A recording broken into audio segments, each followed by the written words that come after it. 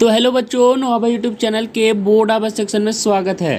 तो जितने भी स्टूडेंट्स हैं ये वाला वीडियो थोड़ा ध्यान से देखिएगा। जितने भी बच्चे आप लोग 9वीं से 11वीं में हैं वो सारी इस वीडियो को ज़रूर से देखिएगा, है ना। तो देखिए, जैक बोर्ड ने एक बहुत ही बड़ा अपडेट दिया है आप लोगों के सभी बच्चों के लिए जो क्लास 9th और 11th में है ना।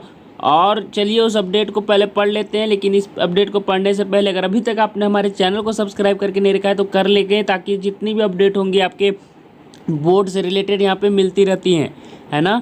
और जितनी भी इंपॉर्टेंट क्वेश्चन पेपर्स हैं सारे यहाँ पे अपलोड किए जाते हैं सॉल्यूशंस के साथ। तो चैनल को सब्सक्राइब करके रखिएगा, वरना आप लोग फ़ायदा से चूक जाइएगा।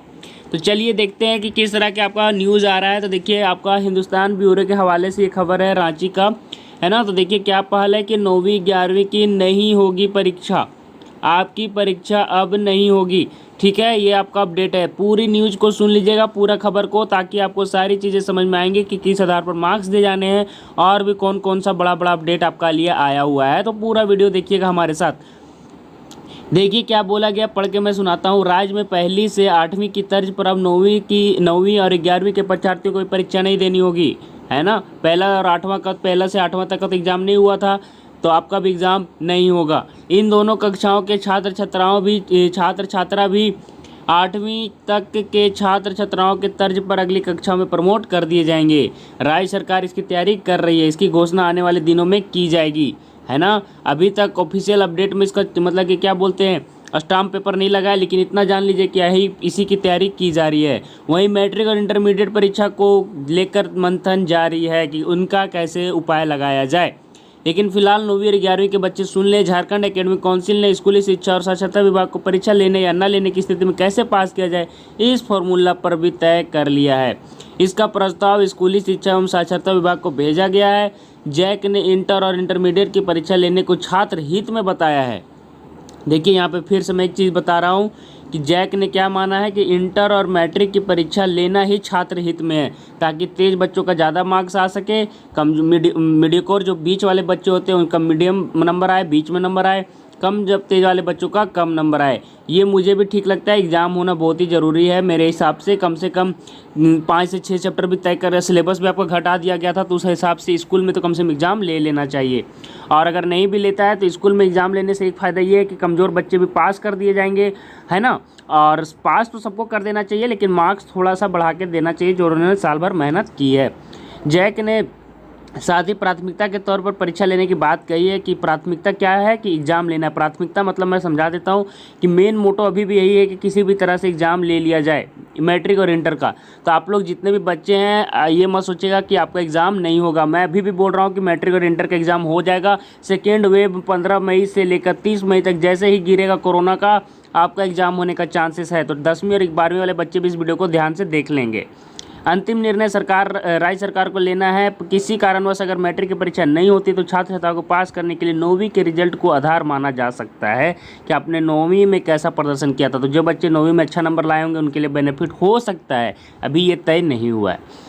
मैट्रिक की परीक्षा देने वाले छात्र छात्रा पिछले साल 9वीं की परीक्षा पास कर 10वीं में गए थे।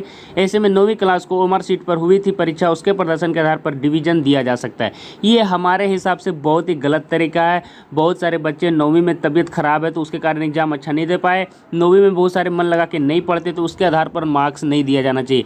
मेरे हिसाब से आपके स्कूल में होम सेंटर में, है ना, पाली बना देना चाहिए कि 3 से 4 पाली में आपका एग्ज़ाम धीरे धीरे लिया जाना चाहिए, क्वेश्चन पेपर अलग सेट कर करके, ताकि सभी बच्चे पास हो जाएं, लेकिन जो तेज बच्चे हैं उसका कुछ ज़्यादा नंबर आ सके।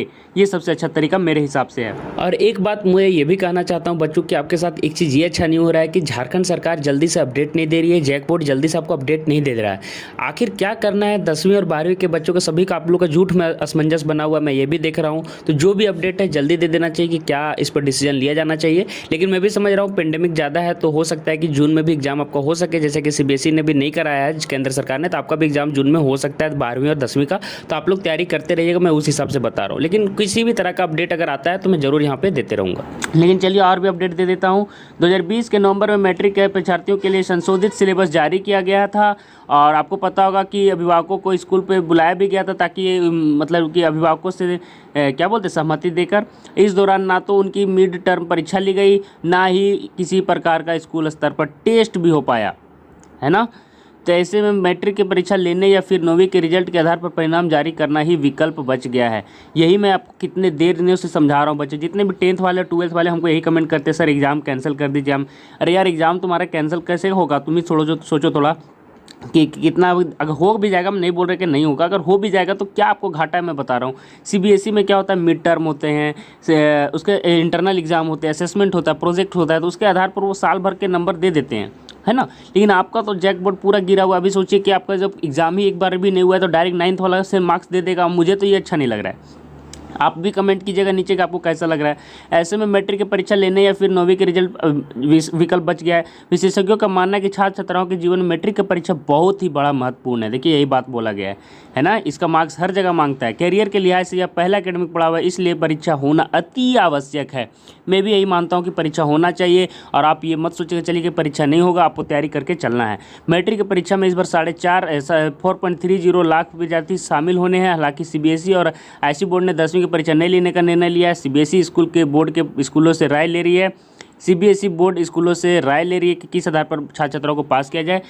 सीबीएसई से हमें कोई मतलब नहीं है। और दूसरे राज्य के बोर्ड पर भी झारखंड सरकार का यहाँ पे नज़र है कि दूसरे राज्य भी बोर्ड परीक्षा पर नज़र बनाए हुए हैं हमारे झारखंड सरकार, ताकि कई राज्यों में कोरोना संक्रमण देते हुए परीक्षा स्थगित की गई। कोरोना के मामले कम होने पर संबंधित राज्य परीक्षा लेने पर निर्णय ले सकते हैं, है ना। तो देख लीजिएगा, आपको परीक्षा भी हो सकता है। इस मामले कोरोना के मामला घटने पर इस पर निर्णय ले सकती है। फिलहाल राज्य में 1 सप्ताह का स्वास्थ्य अभी जो लॉकडाउन लगाया गया वो कहा जा रहा है।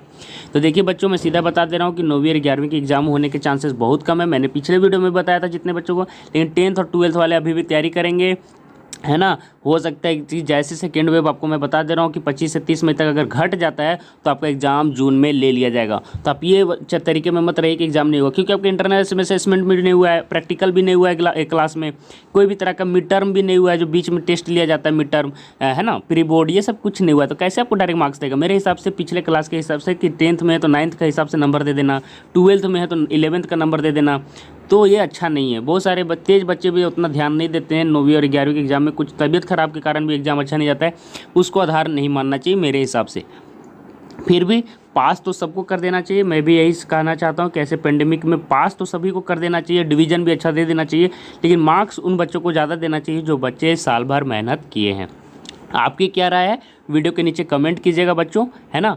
और मैं आपको जितना क्लास लिया हूँ, मॉडल टेस्ट पेपर लिया हूँ, जितने क्लास आपके करवा दिए हैं कक्षा 10वीं 12वीं के, वो आप लोग जरूर कर लीजिएगा, बहुत ही इंपॉर्टेंट है ना।